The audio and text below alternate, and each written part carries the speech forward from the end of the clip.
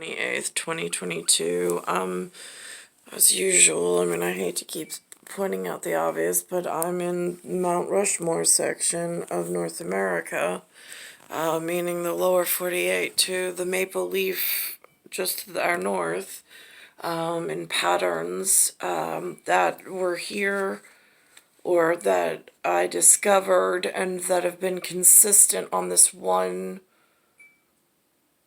I mean, it's an alien process and an alien phenomenon to be able to have this porthole view to humanity. I'm trying to work within the constructs of what this one easy to access from the important spectrum of what keeps me safe for genetic eugenics. They should be powerful enough to make sure that they are heard on this, and I have one set of faces at my disposal to reference in a larger infrastructure reference system so I don't hurt myself or anybody else in the interim on this discovery that I'm currently going through, only because of the amount of pain inflicted is the only way that I could say that, in some unconditioned physical alien phenomenon with the physics moving in a unpronounced way that I'm unclear of. I'm watching this. This gentleman has been called, his sound pattern is Anthony Fauci. Now what's interesting is he has this, which I only recently discovered within the last year and a half that even exists. I've heard of this thing called CDC. Last two times that I've seen this gentleman, he's had a background with a reference of NIH, which they're saying the sounds are National Institute of Allergy and Infectious Diseases. So, I am unclear of the connection between the WHO, WHO, and he, the CDC, and he.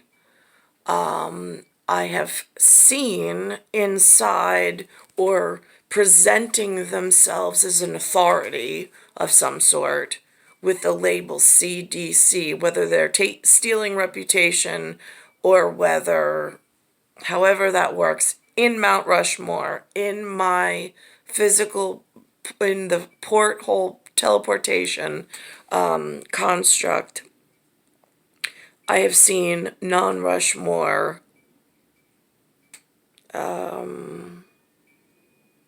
whatever. I mean, they're really degregates because they're degrading the system by adding an extra gradient on a slope downwards that's just more dangerous for biological health and safety and for infectious disease, and by bioengineering and ethical standards of its hemocrit, its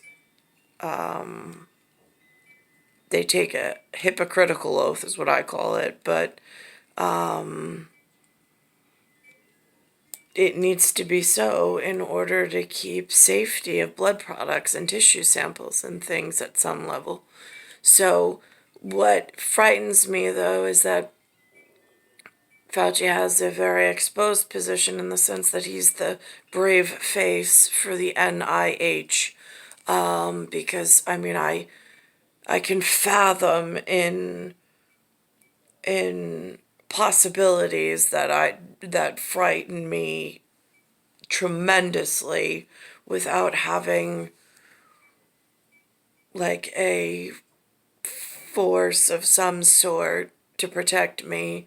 This is where the blind faith piece comes in, that this pharmaceutical and technicalities and so on and so forth that humans have tapped into or accessed in some way.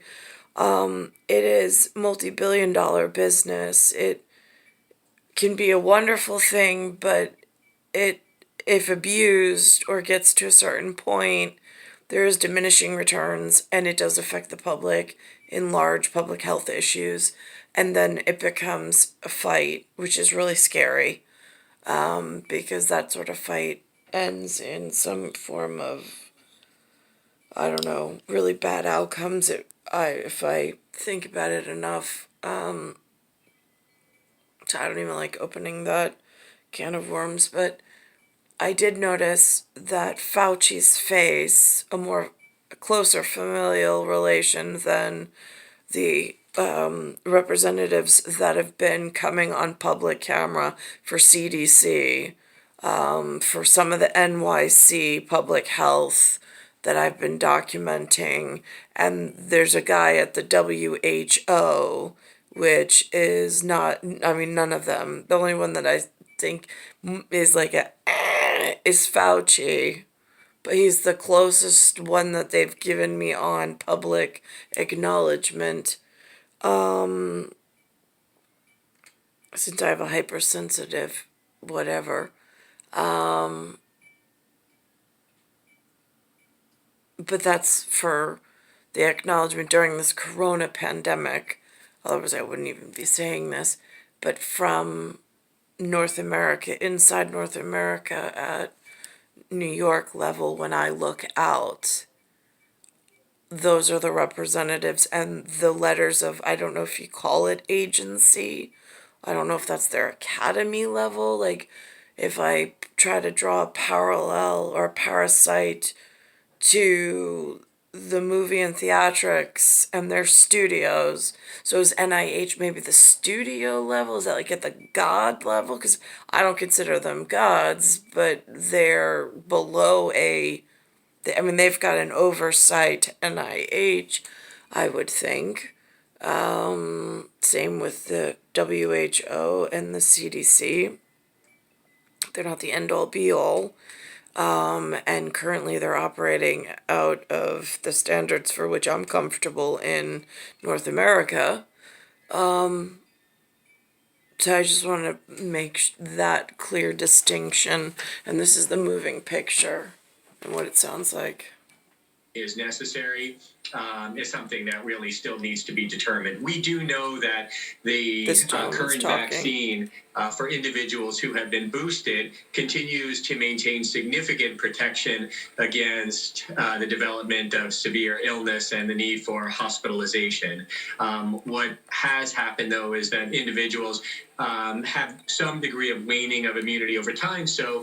But at couch potato level, just as an outside observer, I mean, I've been in the training, basic training. Like, I mean, just enough to be able to keep up a conversation should I need to. But in schooling, the level that I was at in basic, medical, whatever, there was no talk of NIH, CDC, or WHO. Again, I haven't seen movie references to them either, but then again, my exposure to the movie industry is little to nil. And more recent as of late, based on where I landed and what's transpired. But the connection as to how the working mechanisms of this CDC, WHO, and NIH, and who's involved in the keeping separate medical whatever, has not been clearly defined or explained. Just so at like a Jaeger level with a gypsum inside, we have one level of prowess between a Pacific Rim movie that I just saw that came out, I think, in 2013, but I just saw it in 2022. And being that I'm standing in Americas at the moment, because I know the orientation, the centering, and then the directing of a conversation at times is more important than ever, depending on how the precedent has built in. So it's Earth, Solar System, Milky Way, Universe, Galaxies, Broken, and it's Bayside Station, Bayside, New York, 11361.